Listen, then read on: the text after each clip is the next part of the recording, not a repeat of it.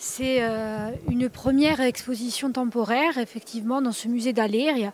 C'est aussi un moyen pour nous aujourd'hui de présenter le travail, l'ensemble du travail qui est effectué autour d'Aléria, puisqu'il y a un ensemble d'acquisitions foncières et immobilières autour de ce complexe pour redonner au site d'Aléria toute sa place avec une exposition d'envergure sur l'époque romaine.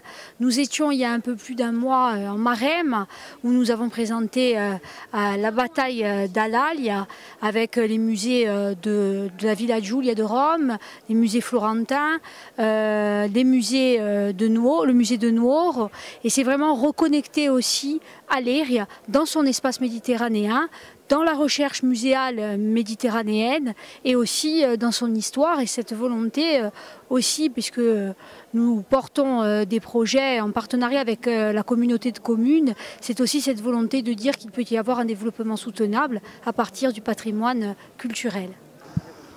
Cette première exposition du musée d'archéologie d'Aléria s'intitule Aléria Romana et le choix pour nous de la thématique de la romanité, il était mûrement réfléchi puisque l'objectif était vraiment de restituer à nos publics du musée le lien, l'articulation entre le musée et le site de la ville antique d'Aléria. Nous avons ciblé la période de l'Empire, c'est-à-dire de César à Caracalla, et nous développons dans cette exposition un certain nombre de thématiques qui présentent et qui donnent aux visiteurs une meilleure compréhension du site qu'ils vont visiter par la suite.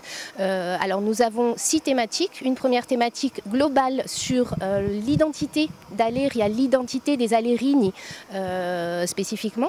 Une deuxième thématique très axée sur l'architecture et où nous mettons en avant le confort de la ville d'Aléria en elle-même, notamment son architecture à travers ses colonnes, etc. Une troisième thématique sur la vie quotidienne où vraiment on rentre dans la vie à l'intérieur des maisons des habitants d'Aléria. Une quatrième thématique sur les productions où nous ciblons un certain nombre de productions, notamment le vin que nous avons pu mettre en avant via la contribution de chercheurs qui ont fouillé la villa romaine de Marestagne proche de la ville d'Aléria. Une cinquième thématique sur les échanges et une dernière thématique sur les pratiques, les rituels, les rites d'inhumation, etc.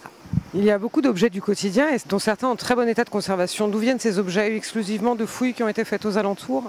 Alors ces objets, dans leur grande majorité, sont partie des collections du musée d'Aléria et sont découverts en contexte fortuit, principalement effectivement les objets de la vie quotidienne, voilà, mais ils sont principalement issus du site de la ville. Puis voilà, je vous le disais, c'est la spécificité de cette exposition. Nous présentons en avant-première, alors que c'est quelque chose qui se fait peu dans le monde des musées d'archéologie, les éléments d'un diagnostic de fouilles, même quasiment un an après leur mise au jour. Voilà, généralement il faut environ 4 ans pour qu'ils soient restitués au public. Et là, nous avons cette chance de présenter notamment une petite parure d'enfant au chaton en forme d'amphorette. Voilà, ce sont des éléments exceptionnels pour nous.